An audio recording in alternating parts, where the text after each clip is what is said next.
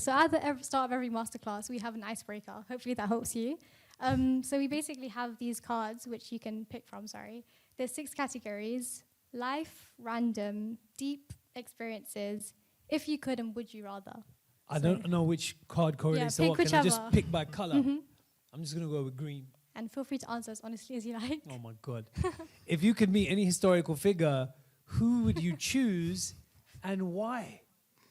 You know what? I'm not going to go with anyone too famous. I've just been thinking a lot about like ancestry and stuff now that I've become a father as well. I think I'd probably just like to meet like my great-great-granddad. Nice. Or someone like that and just be like, okay. And it would freak me out if we've got the same nervous tics or if we've got the same, we're similar in some way. I don't know. I just think it's really interesting when you see kind of like the traits that get passed on from one generation to the next. So a boring answer for you, but it would be interesting for me if I met them. No, 100%. I think we can all relate to that. So Riz, I think it's safe to say Hamlet is such a great trailer. And it's such a personal project because you first had that idea 25 years ago. And seeing how it was written around 430 years ago, and there have been many adaptations since then, what drew you to play such a significant role as Hamlet himself? And what did you believe your responsibility was? Yeah, so the reason I wanted to make this film is because I had the idea when I was about 17 or 18 years old. I was in a school that I felt very out of place in, and just as a young person I felt a bit uncomfortable in my own skin. I felt like an outsider, and I felt like Shakespeare summed up everything that I was on the outside of. It didn't really belong to me. It was this establishment and posh and stuffy and not for me and didn't belong to me. I had a really inspiring teacher, as you guys will know, as I'm sure you got some really inspiring teachers here, who kind of changed my life in a way because he gave me Hamlet and said, read this. And I was not expecting to find exactly how I was feeling in a play written 430 years ago. I did not expect to find something that resonated so much with my love of rap music in a play written 430 years ago. And I was not expecting to see so many similarities between this story and my own lived experience as a British Asian, because Hamlet is a story about family, honor, and duty and obligation, spirituality, who you can and can't marry. You know, there's a lot of kind of themes that suddenly just felt like, wow, this is like growing up in Wembley, you know? And so all those things that kind of I was not expecting, I just suddenly felt, wow, this is so modern. This is about right now, and this belongs to everyone. And I really want to make a film of this one day that changes how people see this and allows them to feel like this story belongs to them. 100%. That's really, really nice. So, because it was so personal to you, did you ever consider directing it yourself? Or was that something you already took on? No, I did not. I just felt like there was just so much for me to try and go deep into and dig into performance-wise that I knew I had to work with a director who I could just trust totally and just step back from that. And that was Aneil Karia, who I collaborated with on a short film called The Long Goodbye. Amazing film. And thank you. And he's incredible. He won an Oscar for that short film. And it's interesting because we'd been working on the script for Hamlet for about 10 years. Obviously, there's a play that pre-exists, you know, but we were making edits and changing things and, you know, adapting it for the screen. And after 10 years of that, we'd hit a bit of a roadblock. We were like, how do we really unlock it? And, you know, things were on pause. You carry on with your life. And we made the short film with Aneil, and I was like, oh, my God, this is it. Because in that short film, I do a rap at the end, like a spoken word piece. And it also has got kind of action elements, and it's got an Asian family in it, and all these different elements. And he made it feel so raw. He did it so powerfully. We were like, hang on a minute, this is exactly what we want to do with Hamlet. And it made sense because Aneil's background is directing rap music videos. He's done music videos for Kano and DEE, and he did one with me. And he has a way of making poetry or rap or spoken word feel very raw and very immediate. And we thought, okay, so he's got to be the person for Hamlet. He's going to take this Shakespearean text and allow it to still feel emotional and like it's connecting with us. So it was, I wouldn't have been able to make this unless I had a collaborator like Aneil. I know you're talking about making connections and building your community. This film would not be possible without that community around it. Thank you so much for that. That was very motivational, if I say so myself. In contrast to the new Hamlet film that was released last year, Hamlet will be set in a more modern period of time, yet still retain Shakespeare's English. With this in mind, how did yourself and the producers decide what to keep modern and what to reference to the original play itself? I mean, the whole setting is modern, it's in contemporary London, but the text is Shakespeare's. And some people ask, well, why did you keep Shakespeare's text? And that's because I think it has a poetry and a power to it. And I don't know about you, but a lot of people sometimes feel that Shakespeare's language can be a bit of a block and a bit of a barrier. But I think of it a little bit like rap music, where sometimes my favorite songs that I hear, I don't know exactly everything that the rapper is saying. I hear a new Kendrick tune sometimes. I've got no idea what he just said. But the flow, the energy, the attack, the tone, the feeling is what moves me. And Shakespeare's the same as that. You catch enough of the energy and all of the emotion, that's fine. And so that was the big decision, is we want to keep the original text, but we want to update the setting and have things like speeding cars and, 100%. I think that's what makes this film so interesting, and like young people want to read Shakespeare more. You redesigned this film through South Asian culture and your own experiences. Are there any other Shakespeare characters you'd be open to exploring? Any other characters? Yeah, I mean, the one character who I think is really interesting and kind of psychotic is Iago in Othello. Yeah. Again, that's a really interesting kind of thing, because it's usually, traditionally how it's done is like, Othello is a black or a Muslim man, and Iago is a white Venetian. But I've also always been interested in this idea of self-hate. Yeah.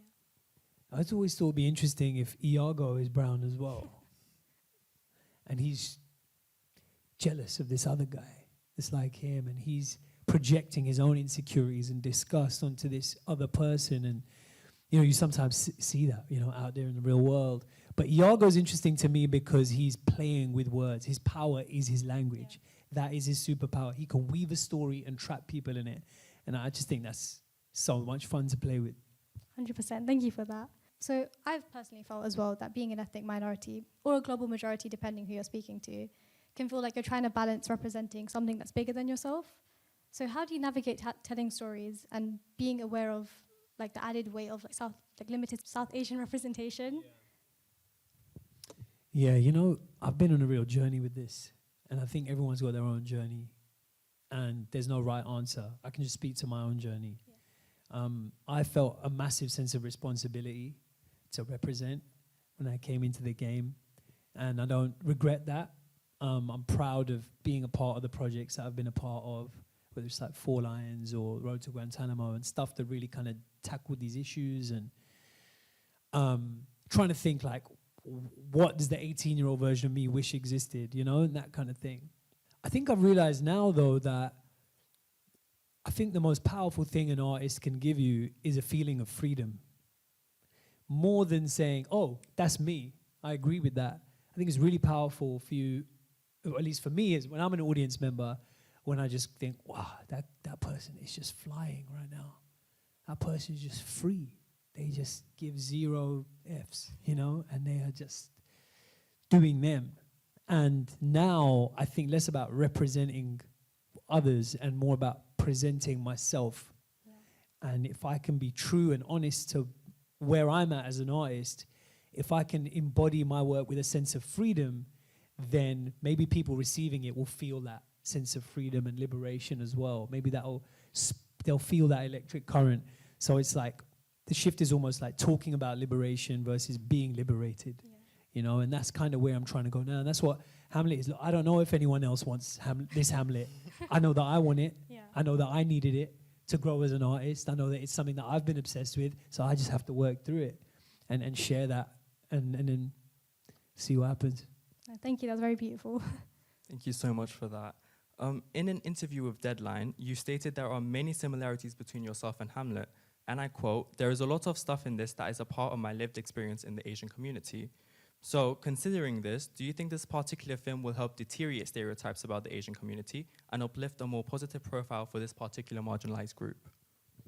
Yeah, I don't know. I mean, I guess I kind of feel, this kind of what I'm saying is that I feel like I'm not thinking so much about, like, how can I represent these people in a good light, and how can I convince you? If I have to convince you that I'm a human, then I'm not really trying to chat to you. Do you know what I mean? Like, that should be taken as read, as granted. I'm just trying to explore my own humanity rather than prove my humanity to someone else. So, yeah. So I would also say to many of us, your work is bold and fearless, often challenging outdated systems and narratives that can be harmful to people that look like us. And having an outspoken or blunt approach isn't something everyone can understand because of their privilege. So have you ever worried about backlash or criticism when creating your work? Have I worried about backlash and criticism? Yeah, I'll give you an example. Have any of you seen a film called Four Lions? You've seen Four Lions? Okay, a few people have seen that film. So it's a comedy about suicide bombers. Okay, exactly. People are like, oh, am I allowed to laugh? The whole film is like that. The whole film you're watching it going, am I allowed to laugh right now? Like, is this going to be funny or not? It's a very funny film. I'll say it, you know. When Chris Morris, the director, brought that to me, I was not sure about doing that, man. I was like, I don't want this smoke, you know. You're going to be trying to make a comedy about suicide bomber. Remember, this is like 2009, 2010, you know, the heart of the war on terror. 9/11 has just happened. It's I was not sure. I was worried about what you're saying, like, what will people think of this? And I actually kind of ended up doing the film because I thought no one's going to see this anyway. No one's going to watch this. Who's going to watch this? And because I trusted the director, I trusted their vision. And I'm so glad that I thought more about how do I feel about my collaborators? Do I trust them versus what will other people think of me? What will other people think of this? And I ended up doing the film. And you know what the crazy thing is? Far from backlash, that has been the most consistently positive kind of experience in my life. And people stop me in the street now and they go, Rubber Dinghy Rapids! And they quote out all these lines from the film from across the street. People are like, oh, Muslims will be upset with it. I go up to Bradford, people are like, bro, love this, man, it's absolutely sick. I go into like white working class neighborhoods, people are like, oh, mate, I watch that film every year on my birthday. You know, it's like, it's crazy. And so it shows that you got to stay out of thinking, what will people think? You don't know. We've got no idea what people would think, right? You've got to try and follow your own heart as an artist and see how you feel about the heart of your collaborators. Do I trust them to go on this journey? And if you trust them, that doesn't necessarily mean it's all going to go fine. But if it does go wrong, who are you in it with? Do you know what I mean? So, yeah, that's, I think, an example. That was a great example. Thank you. Are you wearing a Shah Rukh Khan t-shirt? Yes, sir. Yes, absolutely. G. Thank you. OG. Got a rep. So I just wanted to point out, as one of the many in the world, aspiring Muslim people in the industry, trying to get into it, but with all of the criticism or with the little remarks in family regarding like, oh, this is not really a real work ethic, this isn't something you should be getting into. What would your advice be to people in those situations? Tell Auntie to come and work on a film set for one day. Let's see how she feels standing on her feet one day. Then Auntie, come tell me if this is real work. Come on, man. Don't get me wrong, we're privileged to be able to work in this industry as well, but it is hard work, and you guys know that. You've seen that behind the scenes. Do you know what I mean? It's not all glamour, it's not all glitz. It is a graft. It's a hustle to try and get work, and when you got the work, it's a hustle to try and do the work, and when you've done it, it's a hustle to try and promote the work, and when you've done that, it's a hustle again to try and get the next job. It's endless. It's a grind. You have to love it. But again, I think that's another example of like, weirdly, as an artist, I think you have to, and not just as an artist, I'd say as a creative, all of you, even those of you, those of you on the technical pathway, those of you on the writing, directing pathway, acting, whatever it is, you're creatives. You're working in a creative medium. For all of you, you have to have a kind of tunnel vision. Do you know what I mean? You have to kind of like just lock onto a target and keep moving forwards. Because particularly, I would say at your stage, and it's true at every stage, the wrong word from the wrong person can just land in your heart and it just wrecks your confidence. Remember, the people don't know shit, and I know that because I don't know shit. And people are all the same, right? And so trying to hold on to your confidence and not give too much airtime to that negativity, I think that's one of the biggest disciplines you have to have as an artist. At some point you make work, it gets reviewed. Someone trashes you. I've had it with this film. I've had people trash this film. I've just read a review today. People going, it's amazing, it's unbelievable. I'm like, all right. Now I've got to make a decision. Where do I look? Do I look at all? Or do I just kind of carry on following my path? Or do I decide to fixate on the negativity? So I think it's one of the biggest disciplines of a creative career is to try and feed the positive and not give as much airtime to the negative, you know? Because what we do is crazy and it requires belief. Following on from that, what advice would you give to young people wanting to enter the industry but feel unwelcome? Yeah, I don't know. I kind of feel like feeling unwelcome is a feeling that in one way or another, we will have to kind of try and get used to. I would say that if you can try and use that feeling to motivate you rather than use it to block you, then as an actor, let me give you an example. If you're, I don't know, if you're doing a scene and you got a toothache that day, I don't know, you sprain your ankle, you can try and ignore that feeling, you can ignore that, or you can use it. And now suddenly the scene becomes more emotional because I'm upset about my foot or whatever it may be, right? Silly example, but I think in life, what presents you with these obstacles, you can either use them as fuel. And for me personally, when I felt unwelcome, I used it as a kind of fuel, as if like, well, I want to make sure I take up space. You know, prove to others and to myself that, yeah, of course I should be here. And it motivated me, you know, in a way that sometimes it does for athletes. You put an athlete on the bench, it's like, all right, watch training next time. You sub me in and watch what's going to happen. And I think you sometimes have to have that almost kind of athletic, competitive attitude. It's a competitive industry. And hold on to that. No, 100%. I think that's really like valuable advice for everyone struggling, like feeling like an outsider. To move on to the next question, 2026 is the National Year of Reading, and research shows that 20% of the youth are more likely to read a story after watching its screen adaptation. So do you hope that your Hamlet, your adaptation, will inspire young people to read Shakespeare more?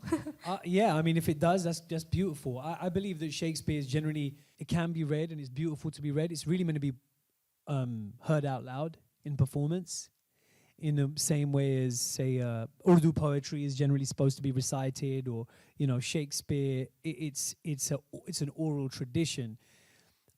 My greatest hope is that it makes people feel like this really kind of like precious, elevated, respected thing at the center of our culture, it belongs to them as well. They can relate to it. They can see themselves in it. This isn't just something for I always say Shakespeare he's not dead, he's been kidnapped. Do you know what I mean? So I hope this jailbreaks Shakespeare a little bit for people and allows them to connect. All right, thank you so much. Thank you. So touching on to Shakespeare, as of now, us English students have just finished Reluctant Fundamentalist and going on to Hamlet in year 2. So are there any similarities or differences between Hamlet and Changes that you would like to point out? That's a really interesting question. Yeah, I think Changes and Hamlet are both people who feel like they're stuck in an unfair system. And they're both trying to work out, how can I be authentic to who I am, but still be part of this system? I think that's a question we're all asking ourselves right now.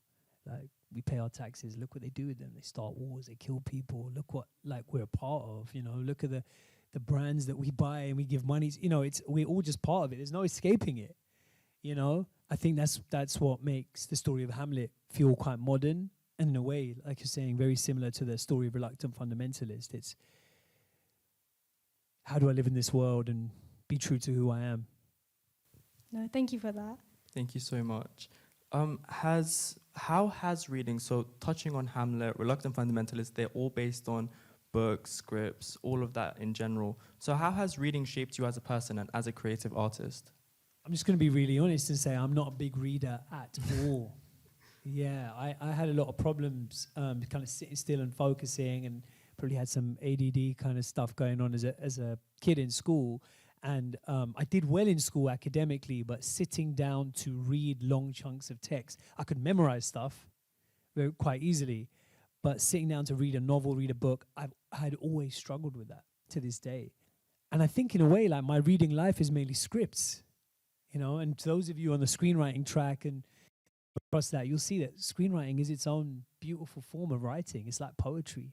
You have to condense everything down to its most kind of subtle but powerful kind of like concise version, you know. And that's like poetry in a way. But so I end up reading a lot of scripts, if that counts. I don't know. Scripts and poetry as well. I sometimes read poetry, and again, there's something about the short form of it. I can kind of hold on to a couple of sentences and they can just go around in my head. I can be a bit obsessive, and it keeps feeding me. I keep finding new things in it. Oh, that's great. Thank you. And speaking of poetry, music being one of your things that makes your work so deep and unique, you last wrote in 2022 some of my favorites, Once Kings for Mogul Mowgli and Where You From for the Oscar-winning Long Goodbye. Do you plan on making more music? Because it gives such a raw layer to your work of vulnerability and pain. Oh, thank you so much. Now that you've encouraged me, yeah, I'll do it, man. I was gonna just retire. I was gonna announce my retirement until you asked that question. So, all right, let's do it. Yeah, let's do it, man. Thank you. Yeah, I would like to go back to it, and I just say to everyone here, film is a collaborative medium, right? And you have to work with so many other people to make a film happen. So many financiers, so many producers, so many technical crew, cast, everything, distributors down the line, all of this stuff. For that reason, I think it's quite important, if you can, to find something creative that only requires you.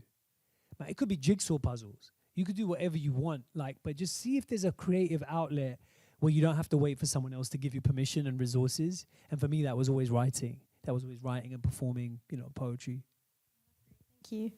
Thank you so much. So as you look ahead across film, theatre, music, and beyond, how do you want the connections you create with audiences, collaborators, or communities to evolve through your work?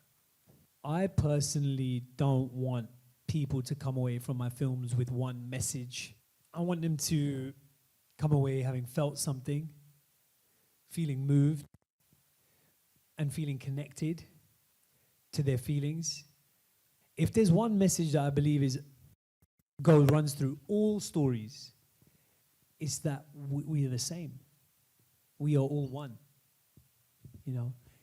That's actually how films work. If you're sat there in the audience and you're watching Dame Judi Dench do something, I've suddenly kind of gone into her body. I'm feeling what she's feeling.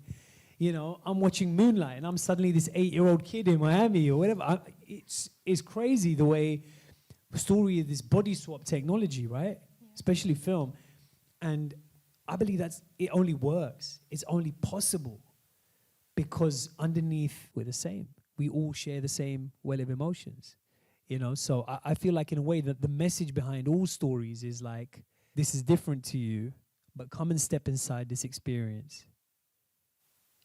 We're the same. That's the underlying message for me to all stories. I'm honestly lost for words. I have nothing else to say. What you said was perfect. It was very inspiring. So that's enough questions from us as hosts for now. We'll now pass it on to the audience. So my question for you kind of comes in two parts. So as an Asian man, do you feel the cultural filmscape is changing to include more stories in which underrepresented groups can shine? And then my second question is, how important do you think it is funding the arts for young people? In terms of funding the arts for young people, I'm not bothered about that, to be honest. No, obviously it's everything. It's everything. You guys are everything. You guys are the future and the lifeblood of this industry, and you're going to take in the direction that you want to. And that's everything, funding the arts for young people. Without that, there's no tomorrow. Not just there's no industry tomorrow, but there is no tomorrow if young people can't express themselves and imagine the world that they want to live in through stories and through creativity. So I believe it's so crucial. But in terms of is the story landscape changing, I don't know. Sometimes I think yes, definitely. This film maybe wouldn't exist however many years ago. So yes, definitely. But then other times I'm like, really? We're still back there? It's weird. It's kind of like, how the universe expands in every direction of the same. It's almost like that. It's like things are getting more and more bait and annoying, and things are also getting more and more amazing and exciting at the same time. Sometimes it feels like that. I'm trying to focus on this side. I'm trying to focus on the stuff that's inspiring and expanding and enriching. And if enough of us just put our energy in that direction, then that's the direction that will lead. So when classics like Hamlet are reimagined through diverse casting, it offers a completely new lens, which I think you touched on really earlier when you were talking about this. So how do you think diversifying casting and existing texts can reshape young people's sense of identity and belonging? Oh yeah, I mean that was everything to me. It was like I said, I had an amazing English teacher, and the big kind of mind-blowing thing for me when he gave me Hamlet and I recognized myself in it is it changed how I saw myself in relation to the culture. I felt like an outsider to the culture before. I found myself in this story and I was like, this is, like I said, it's like growing up in Wembley. This is me. This belongs to me. I belong in the center of the room. That's really what it is. Do people feel like they have to stay in the corner of the room, or are they allowed into the middle of the room? Things like Shakespeare in the middle of the room. So I want the next generation to feel like they've got access to it, they've got comfort to it, that they have ownership over it. You know, if this is the crown jewels of our culture, I want you to be able to wear those jewels. They're yours. You know, so I think it's everything, you know, in terms of like the stories we tell, how people can find themselves in it, will change how they feel in society, I think. We'll now move on to Chloe, who is an alumni. Hi Riz, I'm Chloe. I just want to thank you for being here with us today. Everything you've spoken about has been really inspirational, so thank you. I want to ask how playing Hamlet has reshaped your relationship to doubt and decision making, and how that shows up in your collaborations and storytelling today. Yeah, that's a great question. I can't even decide how to answer that question, to be honest. Which shows you I'm someone who can really procrastinate. I'm someone who can really overthink things so badly. You know, after a certain time, I can just tell. I ask my wife again for the 10th time, yeah, but do you think she's just like, I love you.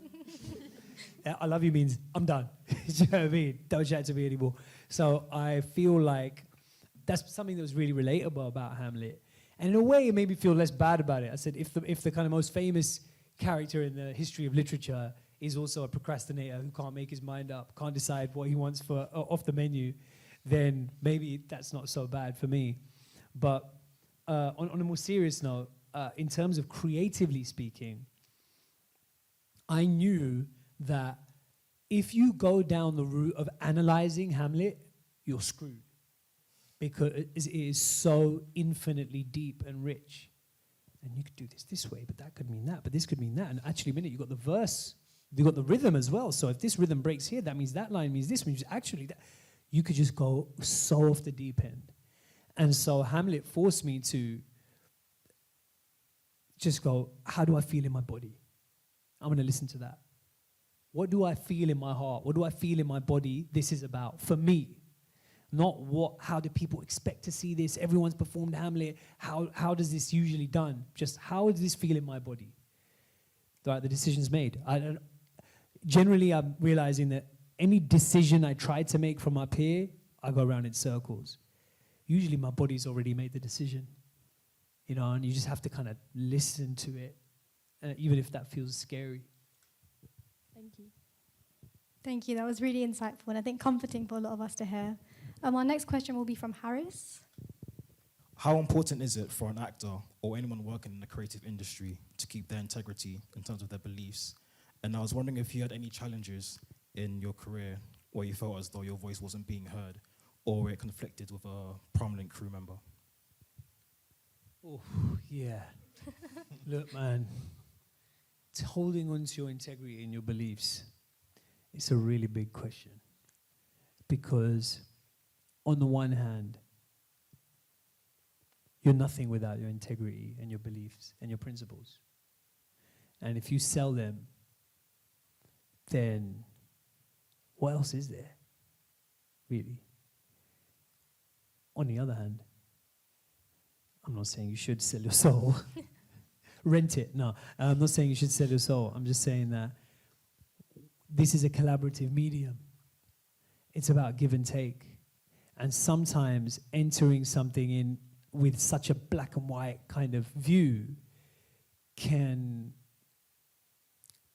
stop you from living in a gray area. And that's where the most interesting stories are told. Let me try and give a more concrete example. I'm not playing a suicide bomber. I don't want to do it. Why? Stereotypical. I don't want to play that. No, I've made a rule for myself. I'm not playing terror. If I'd stuck to that, I wouldn't have done 4 Lions. Do you know what I'm trying to say? Oh, hang on a minute. Do I trust this person? Let me look at the script. Let me investigate their intentions. You've got to leave your heart open for collaboration. You've got to leave some space for uncertainty. You've got to leave some space to grow. if you come into it thinking, I know everything, then that's when you know nothing. So I kind of feel like when it comes to like treating people with respect, asking for a baseline of respect, respecting yourself, respecting your heart, what feels right and wrong to you in the moment, I think that's paramount. But I think that thinking you've got it all worked out and there's no space for nuance in your creative journey, I think that's a dead end. I hope that makes sense. Yeah, that was greatly told. Thank you so much. Appreciate it. Thank you. That was a really great response. We'll now move on to Yana in level 12. I was wondering, how much of yourself do you put in a role, and what is your relationship like with the characters that you play? How do you wind down, or how do you disconnect yourself from a character? I'm going to be honest, for a long time, I think till about, I did Mogul Mowgli in about 2018, 2019, I would deliberately not draw on my own life at all. All of my work was just about research. I'm becoming someone else. I would spend hours and hours interviewing people who've been in prison, who've just been released for the night of, for example, interviewing homeless people in LA for Nightcrawler, interviewing people who worked at investment banks, reluctant fundamentalists, just interviewing people, reading, doing research to try and become somebody else. That has really changed for me now, because I used to think that acting was about putting on a mask, and now I think it's about taking it off. It's about having the bravery to share who you are. And going back to what I said before, we are all the same. So now I think more about, well, what's true for me in my life right now? Do you know what I mean? That I'm going to have to be brave enough to share and explore. And where's that overlap between my life and the character, if that makes sense? So I try and create from a more personal place now. And I've enjoyed working that way more. I think it's more direct, it's more instinctive, it's less cerebral and stuck in my thought patterns. So I prefer working that way now. And in terms of unwinding, man, there's no real unwinding for me on a shoot. It's just, I wish I could totally disconnect, but yeah, it's usually just like, 6 or 8 or 10 weeks of just like adrenaline. And then when you wrap, I just get sick. That's my body's way of disconnecting me. It's not healthy, but... No, thank you. That was really truthful as well. We'd like to welcome our next question from Rohan. My question is that, do you feel that despite the obvious struggles being an immigrant and also being like Pakistani in this industry, that there's a real place for anyone who wishes to be a part of this industry to do so, and how you would kind of tell them to figure their way through that? Yeah, I would not lie to anyone and tell you there's a place waiting for you in this industry for anyone. For anyone. And for some people who have traditionally maybe not been in this game and whose stories have not historically been considered as mainstream, even less so. But all of us, you have to fight, to be honest. By fight, I don't mean like do other people down or anything like that. I'm just saying you have to really push yourself and fight to find a place in this industry at any level. You have to be willing to go the extra mile. You have to be willing to, you have to love it, really. If you don't love it, then the hours are long, and that's why Auntie's not on the film set, for 18 hours standing in the corner. She don't love it. So you gotta love it. Thank you. Thank you so much for that. I'm not talking about you, Auntie. I'm not trying to... Yeah. Unless I am. So you tell me. If you want me to come for your Auntie, oh. Thank you so much. I'll keep that in mind. Our last... now we'll be going off to Layla. As a black Muslim woman, I'm very sure of myself. And I just wanted to ask you, as a South Asian Muslim, how do you kind of navigate the industry knowing you don't want to lose a part of yourself, while still pursuing a very successful career, making sure that you sort of start the day as who you are and you end the day, rest assured that you are the same person, if you get what I'm trying to ask? Yeah, I think this can be something that messes with your head. And it's messed with mine a lot. You know, it's this idea of code switching. If you're familiar with, this idea of like... Yeah, right, exactly. So for the, those who aren't as familiar with that idea, it's the idea that in one room you're one version of yourself, in another room you're another version of yourself. And that can be confusing, and you can feel like a fraud, and you feel like, who am I authentically? All that kind of stuff.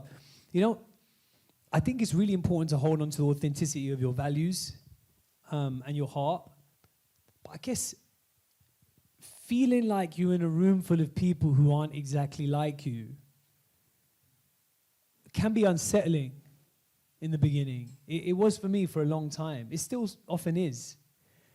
But I learned to be comfortable with that discomfort and just kind of think like, it doesn't define you, It doesn't define you. And I think sometimes we can feel like, man, if I'm in this room 80% of the time and I'm only at home with people I grew up with like 20% of the time, then who am I anymore? It's like, who knows? Who knows who anyone is anymore? It's not that deep, you know what I mean? Like, and I used to really agonize over my identity and the core of who I am. And the older I get, the more I realize no one ever knows really who they are. You hold on to your values and your principles, that's one thing, but who am I? It's such an ethereal thing. It constantly evolves.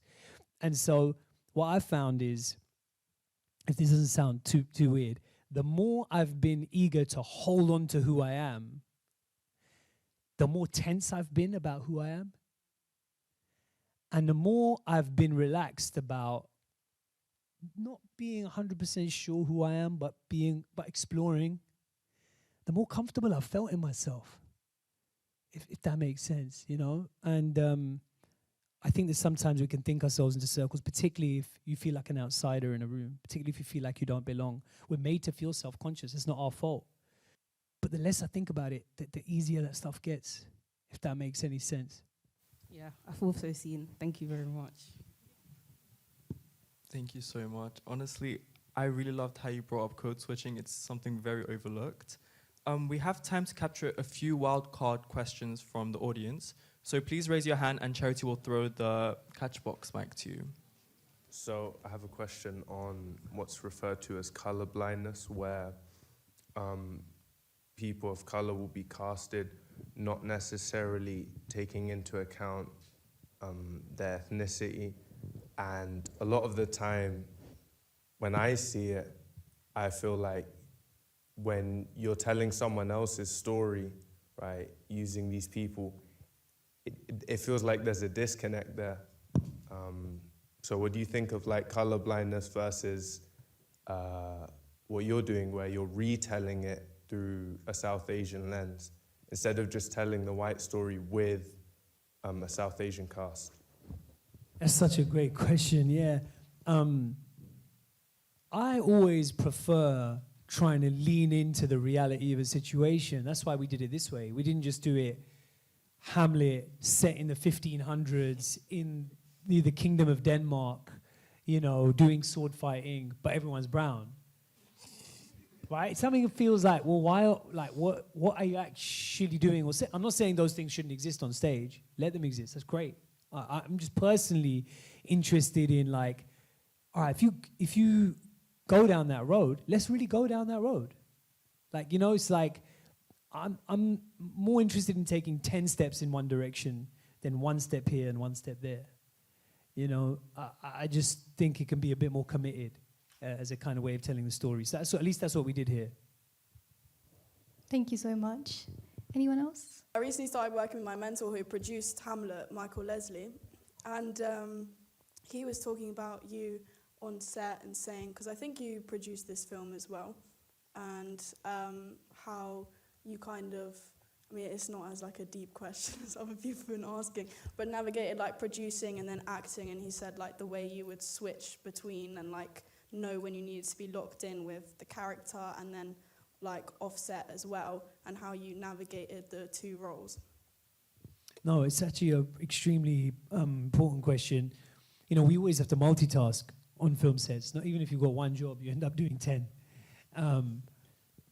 It was something that required a lot of self-discipline, because I want to get involved. I'm a busybody. I want to know how they're framing it, what they're doing over here, this and that. I'm just a bit hyper sometimes. And it was a real discipline for me to go, I'm going to lock myself away in this spare bedroom in the house that we're filming in and just stay in the energy, stay in the feeling, and do it like that. A lot of it comes down to preparation. So if I did enough of the producing in prep, then I could hand over to amazing people like Mike Leslie and Jim Wilson and the rest of the producers, Ali Moore and people like that, and then take a step back. So it kind of goes to the theme of the month you guys are talking about, which is your collaborators and your community. Yeah, who else? In The Sound of Metal, which I watched a couple months ago and is now one of my favourite films, you play a drummer. And for that role, how much preparation did you do to learn both drums and sign language? And did you have a favourite song to play on drums while you were playing it? It was about 9 months every day of I didn't know how to play the drums at all. So that was about 2.5 hours a day for about 8-9 months. And then same with sign language. It's about 2.5 hours a day for 8-9 months with my sign language instructor, who's a member of the deaf community, Jeremy Stone. And you know what's really interesting is the whole time I was doing that prep, I was like, when can I get all this annoying stuff out of the way so I can analyze the script and learn my lines?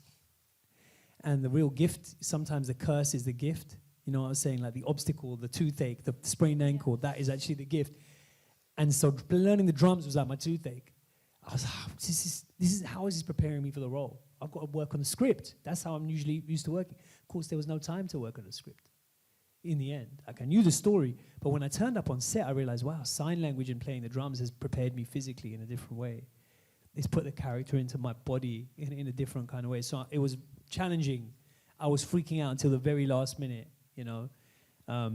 But it was the gift and the curse always end up being the same thing. I was not good enough to play songs. I was just trying to play the one thing they put on camera. I was just practicing that for 8.5 months. For those of you who are drummers, you're probably like, pfft. But it was hard, man. For me, it was doing double pedaling and all of this stuff. And yeah. Would you ever explore films similar to Ill Manners, where you starred as one of the main characters, where you presented Asians in films about ends where there's barely any Asian representation? Yeah, it's interesting because I don't know if has anyone else seen Ill Manners?